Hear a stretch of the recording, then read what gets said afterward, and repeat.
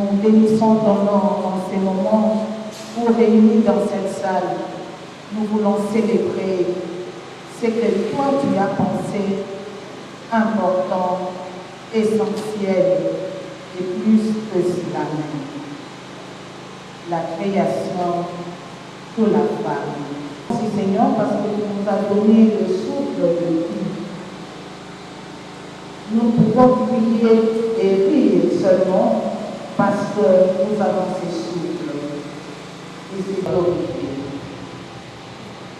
Seigneur, nous sollicitons à présent ton Esprit Saint, Esprit d'amour et de paix, pour qu'il prenne place et qu'il trône dans cette salle, afin que tout ce que nous aurons à dire puisse nous aider les uns et les autres.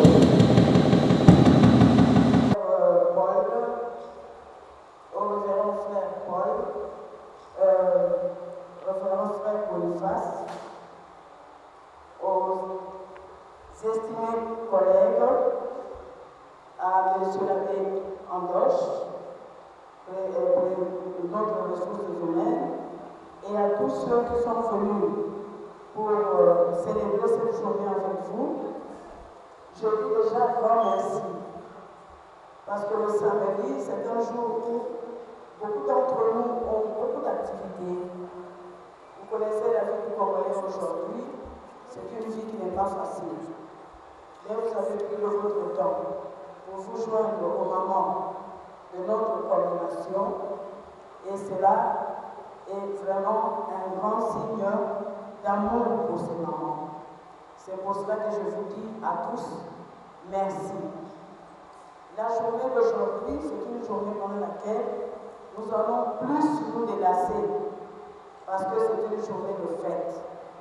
Même si la fête se passe pendant le carême, mais il y aura quand même exception pour aujourd'hui. Et je souhaite une bienvenue à tout le monde, bon délassement, et que le Seigneur soit avec nous dès le commencement et jusqu'à la fin. Merci. Le thème est celui-ci. Ensemble, promouvons la paix, la sécurité et le genre par l'accès aux services publics de qualité. Ensemble, promouvons la paix, la sécurité, le genre par l'accès aux services de qualité. Voilà, maintenant, avant de commencer à entendre ce que les mamans qui sont à mes côtés ont préparé pour vous, place à l'intermède musical. Donné par Madame Sona Antoinette de la coordination urbaine et provinciale, Bureau des ressources humaines. Son intervention sera la promotion de la paix. Donc, elle nous parlera sur la promotion de la paix. Maman Sona, vous avez... Et urbain des ECAT de Kinshasa. Révérend Père, coordinateur adjoint chargé de la pédagogie. Révérend Frère, coordinateur adjoint chargé de l'administration et des finances. Monsieur l'abbé, directeur des ressources humaines. Révérende sœur, révérend frère, révérend père. Monsieur l'abbé, madame et monsieur, coordinateurs sous-provinciaux des ECAT Kinshasa. Mesdames et messieurs, membres de l'APEC provinciaux. Mesdames et messieurs, membres du COMEC. Mesdames et messieurs, les conseillers d'enseignement. Mesdames et messieurs, membres du personnel de toutes les coordinations ici confondues. Distingués invités, mesdames, mesdemoiselles et messieurs. En ce jour, marquant la clôture du mois de mars dédié à la femme, c'est un réel plaisir pour moi de prendre la parole devant cette auguste assemblée constitués en majeure partie du corps enseignant, œuvrons pour l'encadrement de notre future jeunesse, qui, face à l'impérieuse nécessité de réussir à maintenir la paix dans tous les domaines de la vie actuelle, à travers diverses vulgarisations et sensibilisations, les femmes ont décidé de se serrer les coudes, c'est-à-dire se mettre ensemble pour que leur situation tant décriée ne reste pas les mêmes, surtout dans le milieu du travail. Monsieur l'abbé coordinateur, révérendes sœurs, pères et frères, distingués invités, les thèmes de la GIF sur le plan national et ensemble promouvant la paix, la sécurité et le genre par l'accès aux services publics de qualité. Il sera divisé en 3 sous-thèmes. Le premier sous-thème sera évoqué par l'intervenante qui vous parle. Ensemble, promouvons la paix. Il est souhaitable pour une bonne exposition et une compréhension de notre exposé de commencer par définir les termes tels que promouvoir, le conflit et la culture de la paix. Primo, promouvoir s'entend de provoquer les développements ou le succès d'un projet ou d'une création. Il a plusieurs définitions en soi. Secondo, le conflit, qui est un processus impliquant des réactions émotives et cognitives, entre parenthèses, et des comportements qui commencent lorsqu'une partie perçoit qu'elle a été, selon elle, lésée par une autre partie, ou que cette autre partie s'apprête à les faire. Le conflit ne surgit pas de façon spontanée, mais il est un processus qui débute lorsqu'il y a divergence, confrontation, affrontement des buts, des plans, des stratégies, des besoins et des intérêts. La paix, a plusieurs définitions. Mais nous allons juste dire qu'il est un mode de comportement, une conduite pacifique reposant sur une attitude civique qui suppose un respect mutuel entre les personnes et une acceptation de la participation de tous. Le mot paix a des significations multiples. La sûreté, la sécurité, l'équilibre, les silences, la quiétude et bien d'autres. Il est un état de concorde entre les membres d'une communauté, d'un État. Bref, c'est un état de l'homme vivant en harmonie avec lui-même, avec la nature et avec les autres. Quand dit-on de la culture de la paix? Il est un ensemble de valeurs, attitudes, comportements et modes de vie qui rejettent la violence et préviennent les conflits en s'attaquant à leurs racines par les dialogues et la négociation entre les individus. Une journée dédiée à la femme, mais nous constatons de plus en plus que c'est tout le mois de mars qui est dédié à la femme et nous en profitons. Vive la femme! Mais il semble qu'il y a trop d'appellations pour une seule journée. Journée de la femme, Journée internationale de la femme, Journée mondiale de la femme, Journée internationale des droits des femmes, au point qu'on peut se demander quelle est alors l'appellation appropriée. Une chose est certaine, le 8 mars, les femmes sont mises à l'honneur. Et toutes les appellations se défendent. Mais celle de la Journée internationale des droits des femmes est la plus appropriée car cette journée a été officialisée par les Nations Unies en 1977 dans le prolongement des luttes féministes du début du XXe siècle pour amener les droits des femmes au niveau de ceux des hommes. Si depuis le mouvement d'émancipation n'a fait que grandir, même dans les pays industrialisés, les inégalités subsistent encore un siècle après. Et oui, car nous sommes maintenant au XXIe siècle et les inégalités persistent. Le 8 mars reste donc une journée de réflexion avec comme ligne de pensée l'égalité des droits des hommes et des femmes. C'est une journée dédiée à la promotion des droits des femmes dans le but de réduire les inégalités entre les hommes et les femmes. Et au fil des années, les thèmes changent pour chaque année. Mais depuis 2016, vous constaterez que le thème a été pour un monde 50-50 d'ici 2030, avec comme sous-thème intensifier l'égalité des sexes. Et depuis, les thèmes évoluent sur la même lancée. Et pourquoi? C'est parce qu'après 2015, les Nations Unies ont fixé des objectifs de développement durable.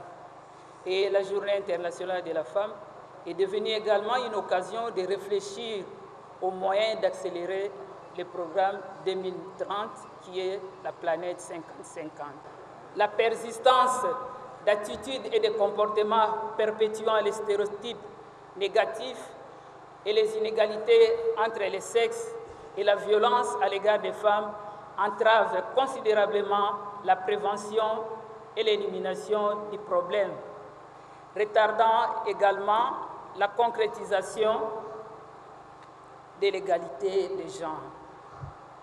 C'est à ce titre d'ailleurs que les Nations Unies ont également retenu la journée du 25 novembre pour célébrer la journée internationale pour l'élimination des violences faites à la femme, afin de sensibiliser le monde à la violence envers les femmes et les filles et la prévenir également. Stigmatiser les soins médicaux et psychosociaux nécessaires. Je dis que c'est aux femmes à apprendre à se sécuriser en commençant par la protection de nos enfants. Continue. Plus d'un siècle, mais ce sont les mêmes conflits, les mêmes injustices qui règnent jusqu'aujourd'hui. Vous vous êtes rendu compte à travers la conférence de Madame et les genres par l'accès aux services publics de qualité. La jeune fille, par le passé, n'était préparée que pour le mariage, à travers l'initiation ancestrale. Mais aujourd'hui, cette même jeune fille a évolué de manière positive, ainsi que vous vous en êtes rendu compte à travers les deux interventions précédentes. En quoi les services publics de qualité peuvent-ils être facteurs de paix et de sécurité? En quoi peuvent-ils aider à promouvoir le genre? C'est ce que nous allons modestement essayer de mettre en lumière dans cette communication. Dans notre pays, on peut noter l'apport de certains génies qui se sont levés pour baliser la voie vers l'émancipation de la femme.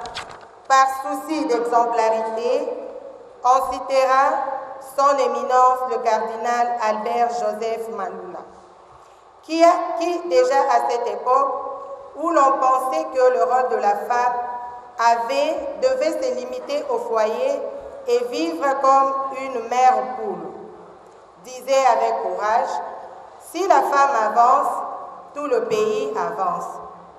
Il est évident que le non-dit de sa phrase, c'est ce que la femme a réussi depuis la Genèse, l'ambition de gérer la vie à ce risque de péril. Bien après marchant, sur le trace du cardinal Albert Joseph Maloula, le président Joseph Désiré Mobutu fera de l'émancipation de la femme son cheval de bataille en lançant le fameux slogan « Otumboli Bamama, Otumboli Mobutu ». Comme pour dire que les femmes occupaient une place de choix dans la philosophie politique en tant qu'épiphénomène libérateur des énergies au cœur d'un système pour un usage efficient de la féminité à tous les niveaux. Aujourd'hui, grâce à ces deux figures emblématiques, la pensée sur la promotion de la femme s'est davantage fertilisée à tel point que d'autres credos accompagnent la femme dans son élan. Aujourd'hui, toutes les filles à l'école, c'est chose réelle, vu que les décideurs ont appuyé le choix politique d'orienter les vues politiques vers les axes prioritaires.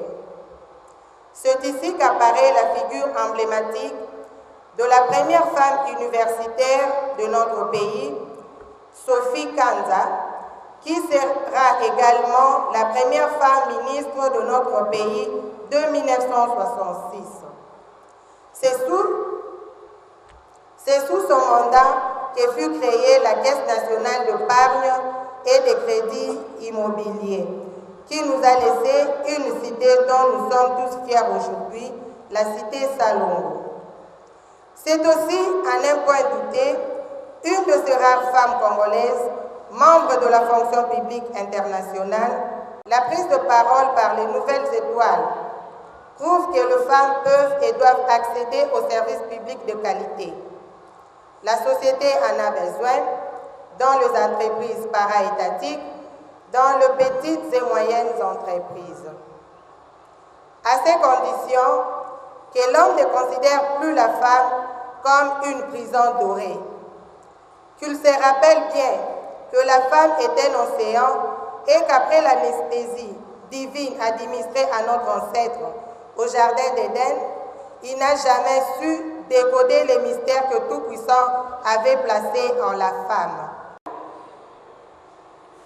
Nous venons de suivre à présent une conférence sous le thème « Ensemble promouvons la paix, la sécurité et le genre par l'accès aux services publics de qualité ». Ce matin, nous venons de suivre 3 conférences tenues par Maman Evoloko de la sous-coordination de Funa, Maman Sona de la coordination urbaine et Méries Mbunga de la sous-coordination de Lukunga.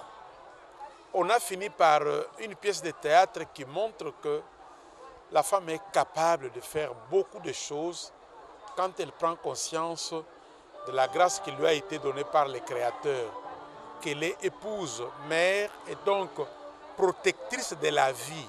Et cette vie-là, dans les écoles, nous l'encadrons concernant essentiellement la formation des qualités.